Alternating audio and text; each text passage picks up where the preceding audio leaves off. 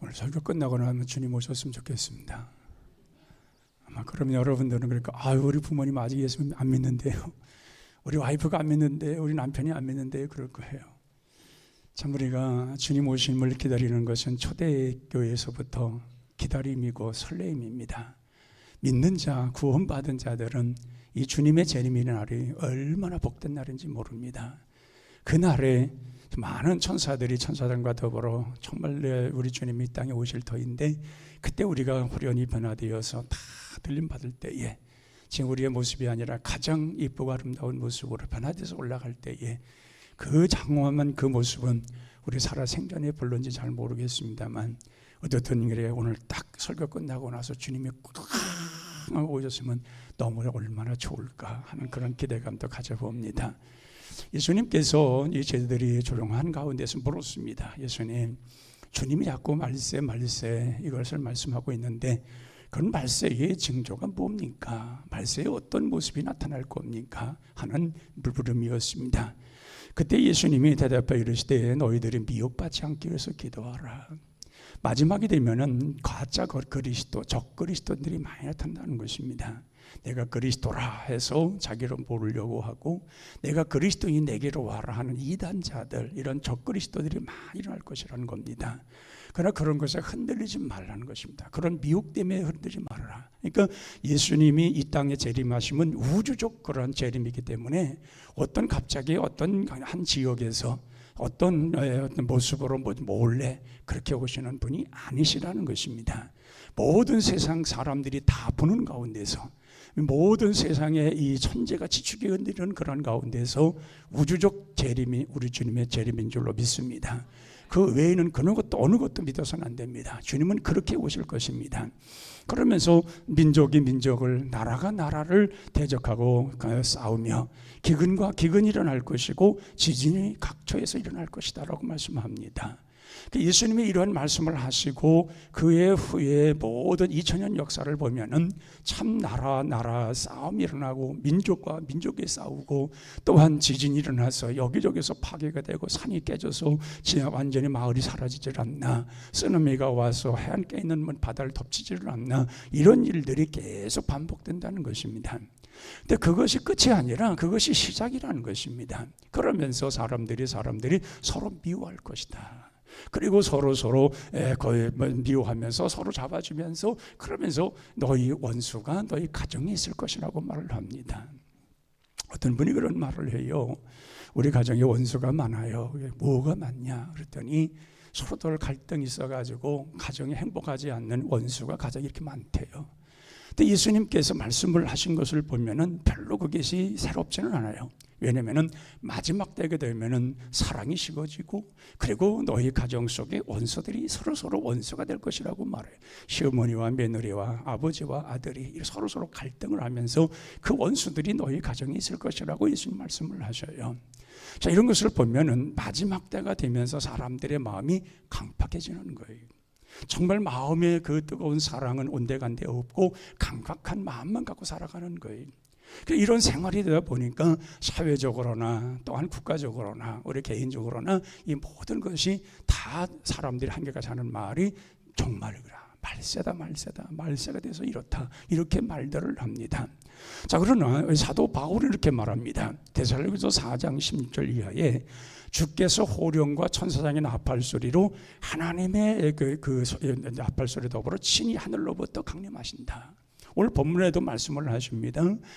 예수님께서 부활하신 후에 40일 동안을 제자들을 가르쳤습니다. 하늘나라에 대한 얘기를 더 구체적으로 말씀을 하셨습니다. 근데 제자들이 이렇게 보는 가운데서 호련히 그냥 하늘로 올라간 겁니다. 그게 얼마나 허망하겠어요. 이제 다시금 예수님이 십자가에 달아 죽으심으로 인해서 절망감 속에 빠졌는데, 예수님께서 다시 부활하셔서 그들에게 나타나 주시고 평강을 주시고 또 말씀을 가르치시면서 40일 동안 계셔서 이제는 계속 머물 줄 알으셨는데, 근데 호련히 하늘로 그냥 올라가는 거예요. 그러니까 여기 거기 있던 모든 제자들이 너무 허망해가지고 하늘을 쳐다보고 땅을 쳐다보지 못합니다. 하늘만 쳐다봅니다. 그때에 하나님의 사자들이 하는 말이, 갈릴리 사람들아, 어찌 하늘만 쳐다보느냐. 그대로 올라가신 모습대로 예수님은 다시 오신다는 것입니다. 그러면서 너는 정말 성령을 받으면 너희들이 권능을 받고 예루살렘과 유대와 사마리아 땅끝에서 내 증인되라 하는 그 말씀으로 그들은 확신을 갖게 됩니다. 그래서 이 교회가 세워지는 목적 자체가 뭐냐? 선교하는 거예요. 예루살렘과 유대와 사마리아 땅끝까지 이르러서 복음을 전파하고 하나님 나라를 확장시키며 하나님의 뜻을 이루는 것이 교회의 설립의 목적이에요. 교회가 세워져서 우리끼리만 잘해야지 이게 아니라 그 말이에요. 계속해서 하나님의 일을 이루어가고 뜻을 이루어가고 선교의 비전을 가지고 끊임없이 이루어가는 거예요. 언제까지? 주님 오시는 그날까지. 저도 사실은 목회를 처음에 하나님께서 분명하게 말씀을 하셨지만 제가 자신도 없고 부끄럽기도 하고 그래서 저는 목회를 안 하려고 했던 사람입니다. 그게 버티기를 2년을 버텼어요. 그렇게 하나님께로부터 분명한 음성을 듣고도 하나님 저보다 나은 사람 참 많은데요. 똑똑하고 배운 사람 많은데 왜 저를 선택하십니까? 저는 안 합니다. 그냥 평신도로 평생 주님 잘 섬기겠습니다. 그리고 버티기를 2년을 버텼어요. 근데 2년을 버티는데 하나님께서 가만두지를 않으세요. 우리 가족에서부터 식구들부터 하나님께서 어려움을 주는데 감당이 안 돼요. 그래서 제가 두 손을 들었어요. 주님 그렇게 하겠습니다. 그러면서 그때에 주님께서 저에게 주신 그러한 비전이 선교 비전이에요. 근데 제가 목회를 하면서 선교를 하고는 있지만은 제가 선교소로 나가지는 못했어요. 모르겠어요. 제 건강이 더 보장된다면은 저는 은퇴하고도 선교하러 가고 싶어요. 이 선교사들이 가면 얘기하는 것이 있어요. 한국의 목회자님들이 평생 목회해온 그 노하우를 그 자기 지역에 와서 몇 주간 같이 강의를 해줬으면 좋겠다는 거예요. 그러니까 제가 여기 몸담고 있다 보니까 월요일 갔다가 헌당하더라도 또 어디 세미나 가더라도 갔다가는 또 그 목요일이나 금요일은 와야 돼요. 그러니까 이게 만족이 안 되는 거죠. 계속 가르쳐서 훈련하고 그렇게 해야 되는데 안 되는 거예요. 그런 요구하고 그래요. 참 그래서 우리가 보면은 이 선교라고 하는 것은 어려운 건 틀림이 없어요. 우리 나라에서 이렇게 하는 게 아니라 외국에 나가야 되고 또 날씨와 싸워야 되고 여러 가지로 보면은 참 힘든 건 많아요. 그래서 이 사도 바울이 정말 선교하면서 그 하는 이야기들, 이 사도 바울의 1차, 2차, 3차, 4차까지의 그 선교 여행들 한 과정을 보면 정말 대단한 거예요. 이거는 정말 목숨을 걸지 않고서는 할 수 없는 것들이 그거예요. 그 선교사들의 그 간증을 들어보면은 정말 목숨을 잃어버릴 만한 정말 숱한 그런 어려움이 있었지만은 그때마다 하나님이 지켜주어서 그 사역을 감당한다는 거예요. 그러면 우리가 이렇게 정말 우리가 이런 일들을 왜 하느냐? 주님이 오실 날이 있기 때문에 그래요. 주님이 오실 날이 없으면 우리가 그렇게 열정 낼 수도 없고 열정 내어 우리가 이렇게 믿을 필요도 없어요. 마태복음 25장에서 보면 10처녀의 비유가 나옵니다. 거기에 슬기로운 5처녀와 미련한 5처녀를 구분하고 있어요. 근데 그 나라는 결혼을 하면은 남자가 여자 집에 가서 결혼식을 하거든요. 그리고 또 낮에도 하고 꼭 밤에 해요. 근데 이 남자가 이제 신랑은 이 자기의 친구들, 친족들 이런 동네에 축하를 받으러 이제 같이 이렇게 신랑 친구들과 같이 쭉 방문을 합니다. 이 동네 갔다가 친구 저 친구 만나고 또 자기의 친정 만나고 쭉 돌아요. 그럼 가는 사람들이 이제 신랑이 그게 이직하러 가는구나 알기 때문에 막 박수 쳐주고 축하해주고 그럽니다. 근데 이것이 여러 동네를 가다 보면 시간이 너무 걸리는 거예요. 근데 10처녀 중에 슬기로운 5처녀는 등불을 준비했고 기름을 준비를 했어요. 근데 미련한 5처녀는 그냥 등불만 달랑 가지고 간 거예요. 왜? 금방 오겠지 하고. 그런데 이 신랑이 더디 오는 거예요. 더디 오니까 이게 등불이 까박 꺼져가니까 미련 5처녀들이 야 등불이 꺼져가니 너 기름 좀 빌려달라. 그러니까 슬기로운 5처녀들이 하는 말이 너희들과 같이 쓰다 보면은 이 신랑이 언제 올지도 모르는데 이거 다 꺼져가지고 우리가 신랑을 맞이 못하면은 우리 친구의 결혼식을 우리가 망치는 거 아니냐. 그래 차라리 어느 동네에 가서 기름을 사갖고 와라 해서 미련한 5처녀들이 기름 사러 동네에 들어갔을 때 하필 또 그때 신랑이 왔어요. 그 슬기로운 5처녀는 등불을 계속 들고서 기다렸다가 같이 색칠의 집에 가가지고 결혼식을 했다는 거예요. 그래 이런 모습을 보면서 정말 신랑을 맞이한 사람이 있고 맞이 못하는 사람이 있다는 거예요. 또 마태복음 13장에 보면은 가라지의 비유가 나와요. 어떤 농부가 종도를 시켜서 밭에다가 씨앗을 뿌렸습니다. 알곡을 갖다 심었는데 싹이 나는 거예요. 다 싹이 났는데 얼마 만에 가서 종들이 보니까 아니 이 곡식이 아닌 가라지가 같이 올라와 있는 거예요. 그래서 보고를 합니다. 주인한테 주인님 우리가 좋은 것을 갖다 심어놨는데 거기 가라지가 났는데 어떡합니까? 이거 다 뽑아버릴까요? 그랬더니 그 주인이 하는 말이 가만두어라. 너희들이 곡식을 뽑는다고 뽑지만 비슷해가지고 잘 구별이 안 되면은 곡식을 뽑겠다고 해서 가라지를 뽑겠다고 해서 곡식을 뽑을 수도 있으니 내버려둬라. 근데 출생할 때가 되면 이 고개가 쏙 올라오는데 그때는 알곡이 올라오기도 하고 가라지가 올라온다는 거예요. 그럼 가라지를 그때 잘라버리면 된다. 불에 태우면 된다는 거예요. 마지막에 예수님이 오실 때에 일어나는 일들을 예수님께서 비유로 말씀하셨어요.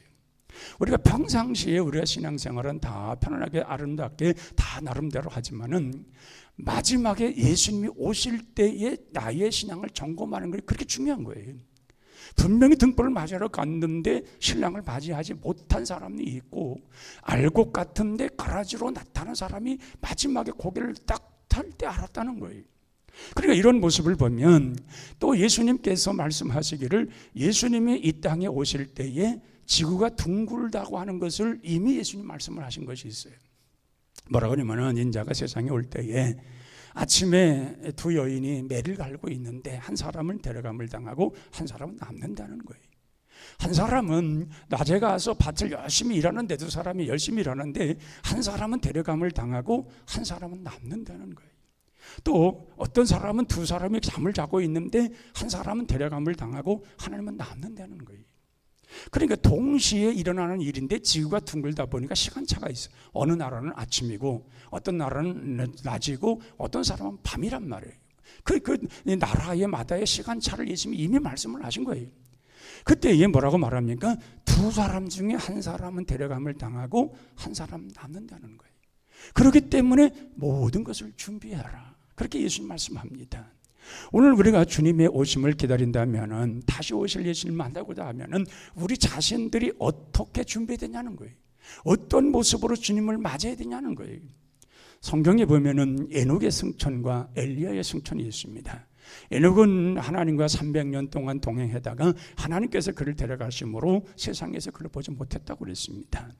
엘리야는 하늘로부터 불병고 불말들이 내려와서 그를 태우고 올라갔습니다. 그러니까 이 예시적으로 이미 하늘로 올라가는 모습들을 보여주신 거예요. 그리고 예수님이 정말 40일 동안 저들과 함께 하시면서 그렇게 올라가신 거예요. 올라가시면서 우리에게 말씀하시는 것은 뭐냐? 너희들이 성령을 받아서 권능을 얻어서 예루살렘과 유대와 사마리아 땅끝까지 이르러 내 증인으로 살아가라. 언제까지? 내가 세상에 너희들에게 다시 올 때까지 그렇게 하라는 거예요. 그리고 예수님께서 마지막 때에 노아의 비유를 통해서 말세를 설명하고 있습니다. 노아는 하나님의 말씀을 따라서 120년 동안을 배를 만들어요. 120년 후에 이 세상에 심판이 물 심판이 있을 것을 예고하셨단 말이죠. 그래서 배를 만드는데 사람들이 그 노아가 그 하는 것을 보고서 비웃었을 거예요. 날씨가 이렇게 좋은데 무슨 비가 온다고 하는가? 근데 노아는 누구의 음성을 들었어요? 하나님의 음성을 들었어요. 사람에 의해서 그 마음이 흔들리지 않는 거예요. 하나님이 말씀하셨기 때문에 세상은 멸망할 때가 온다는 거예요. 분명히 물심판이 이때를 기다린다는 거예요. 그 시각이 120년이에요. 120년이면 그래도 노아가 하는 것을 보고 좀 와서 도와도 주고 같이 정말 들어도 줄 사람도 있었을 텐데 전혀 안 들은 거예요. 그래서 결국은 120년 만에 물심판이 있었고 그리고 노아와 그의 모든 식구들 8명만 구원받잖아요. 그래서 이런 것을 보면은 정말 모든 사람들이 볼 때에 우리가 이 재림, 달이 오실 우리 주님을 얘기하고 종말 얘기하면 다 비웃어요. 또 우리가 보면은 그런 일이 무슨 일어났냐고 어리석다고 말을 해요. 여러분, 우리가 어리석은 것이 아니라 그렇게 말하는 사람들이 어리석은 줄로 믿습니다. 우리는 그걸 믿고 있잖아요. 그게 될 걸 확신하고 있잖아요. 노아는 하나님의 음성을 들었기 때문에 그대로 가는 거예요. 말씀을 들었기 때문에 힘들고 어렵고 고독해도 그 길을 걸어가면서 그 배를 만드는 거예요. 그 결과가 비가 쏟아지고 홍수가 나고 물심판이 일어났을 때 그때의 그 모든 것이 보상이 된 거예요. 그러니까 우리가 지금 믿음의 생활하고 신앙생활에 나아가면서 이렇게 모든 어려움 속에 또한 우리가 신앙생활 시간을 들이면서 주님 앞에 섬기는 모든 것이 가장 마지막 때에 일어나면서 우리가 그때에 정말 하나님의 그 행하시는 모든 걸 볼 때가 언제냐? 주님이 오실 때예요. 아니면 우리가 살아생전에 못 본다 할지라도 죽어 세상 떠나서 주님 앞에 갈 때예요. 그때 주님이 우리에게 행했던 모든 말씀이 이루어지고 있었다는 것, 이루어질 수밖에 없었다는 것을 분명히 알게 되는 겁니다. 그러니까 노아가 방주를 만들고 그것을 사람이 문을 닫아버린 것이 아니라 하나님이 노아의 방주 문을 닫았다고 그랬잖아요. 그 사람들이 막 비가 쏟아지고 물이 차오르니까 막 가서 문을 두드리는 거죠. 우리가 죽겠으니까 문 좀 열어달라고. 그러나 하나님이 닫힌 문은 열릴 수가 없는 거예요. 그 노아의 식구들만 구원받은 거예요. 그러기에 우리가 주님 오신 날을 기다리며 다시 오실 주님을 생각하며 우리가 살아가는 우리들은 우리 자신들이 어떤 삶으로 살아갈 것인가에 대한 분명한 자기의 믿음의 모습을 가져야 될 것이고, 그리고 또한 우리는 그 믿음을 가지고 주님을 바라보면서 믿음으로 달려가야 될 줄로 믿습니다. 그것이 우리의 신앙이에요. 그것이 아름다운 신앙이에요.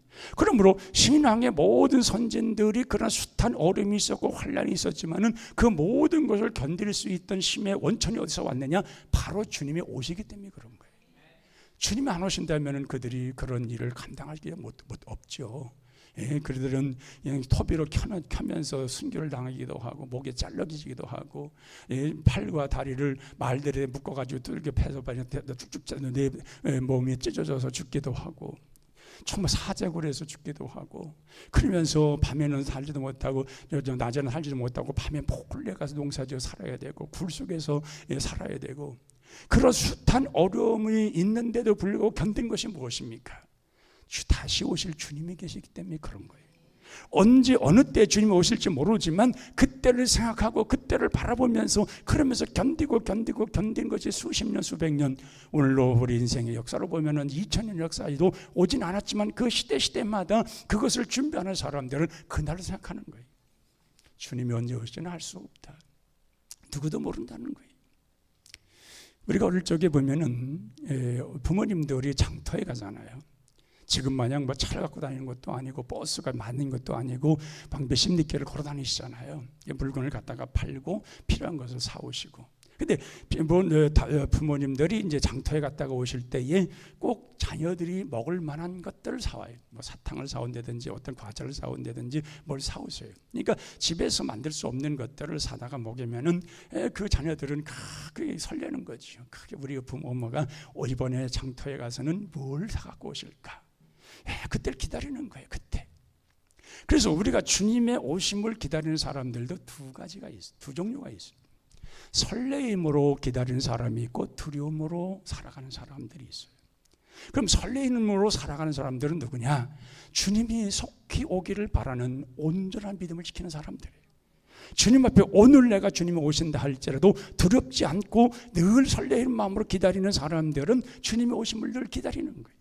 아이가 엄마가 아빠가 장터에 갔다가 무언가 사오기 위해서 설레는 마음으로 뭘 가져오시려는가 그렇게 설레는 것처럼 주님이 오심을 기다리는 사람들은 그것을 기다리며 기다리는 거예요. 그러나 두려움이 있는 사람들은 아직까지 자신을 모르겠는 거예요. 내가 정말 구원받은 사람인가? 주님이 정말 이 시간에 내게 오신다고 하면은 내가 정말 주님 맞이할 수 있을까 하는 두려움이 있는 거예요. 왜냐하면 설레이는 사람은 이미 하나님 나라가 어떤 것을 알아요. 우리 주님이 재림하실 때 어떤 모습 오실 걸 알고 있어요. 그러나 두려움 속에 있는 사람들은 지옥에 대해서 성경은 말씀을 하셨고 지옥이 어떤 것을 알고 있어요. 모른다면 두려울 필요가 없어요. 그냥 죽으면 그냥 땅에 묻히는 겁니다. 그걸 끝날 것인데 이 지옥이 어떤 것을 아니까 두려운 거예요. 행여라도 주님이 오실 때 내가 구원받지 못하면, 마지막에 내가 죽음에 이르렀을 때 내가 구원받지 못하면 내가 어딜 가는데, 정말 그 지옥이라는 것이 너무 성경은 적나라하게 기록되어 있기 때문에 두려운 거예요. 그럼 우리는 주님이 오시는 날 다시 오실 주님을 기다리는 우리는 어떤 모습으로 기다려야 되는 거예요? 구원의 확신, 정말 그런 마음을 가지고 설레인 마음으로 주님을 기다려야 될 줄로 믿습니다. 그게 우리의 신앙이어야 되는 거예요. 그게 우리의 온전한 신앙이어야 되는 거예요. 그 재림, 주님의 오심을 기다리는 이 재림의 신앙은 나의 신앙 전체를 확실하게 세워주는 거예요. 확실하게 세워주는 거예요. 신앙의 마지막에 총체적으로 결론은 주님 재림의 신앙을 갖고 있느냐는 거예요. 이것만 우리가 온전히 갖고 있으면 우리가 살아가는 동안에 어떤 일이 있어도 다 모든 걸 이기게 될 줄로 믿습니다. 마지막으로 이렇게 손양원 목사님이 정말 주님 고대라고 고대가라고 하는 그런 찬양을 가사와 곡을 섞어서 그렇게 해서 만든 곡이 있어서 이걸 부르고 마무리하려고 합니다. 낮에나 밤에나 눈물 머금고 내 주님 오시기만 고대합니다. 가실 때 다시 오마 하신 예수님, 오 주여 언제나 오시렵니까? 고적하고 쓸쓸한 빈들판에서 희미한 등불만 밝게 여놓고 오실 줄만 고대하고 기다리오니 오 주여 언제나 오시렵니까? 6절까지 있는데 제가 2절만 부른 거예요. 정말 손양원 목사님이 원수를 아들로 삼고 품어주시고, 그리고 그 자기의 그 정말 주님의 오심을 기다리는 이 가사, 여러분이 받았지 않습니까? 정말 우리도 정말 주님 오심을 기다리며 다시 오실 주님을 맞이할 수 있는 우리 모두가 되어야 할 줄로 믿습니다. 기도하겠습니다. 하나님 아버지, 저희들 다시 오실 주님을 맞이할 준비하길 원합니다. 슬기로운 다섯천원처럼 잘 준비되길 원합니다. 알곡 신자가 되어서 알곡으로 살아가길 원합니다. 정말 주님 오실 때에 주님 어서 오시옵소서 반갑게 맞이하고 설레이는 마음으로 맞이할 수 있는 우리 모두가 되기를 원합니다. 그래서 우리 연약함을 하신 우리 주님께서 우리를 강하게 하시고 더 큰 믿음과 권능과 권세를 더해 주시어서 우리 주님 오심을 기다리며 견실하여 흔들리지 말고 더 주의 일에 심쓰며 살아가는 저희들이 되게 하여 주옵소서. 정말 모든 것이 다 하나님의 은혜로 우리가 구원받았고 은혜 속에 늘 살아가고 정말 기쁨과 감격 속에 우리가 믿음의 생활하고 있는 모습들이 주님 오심으로 인하여 주님 오신 날을 맞이함으로 인해서 우리의 모든 모습이 그대로 들려지고 보여져 들림받을 수 있는 귀한 성도들이 다 되게 하여 주옵소서. 예수님의 이름으로 기도하옵나이다. 아멘.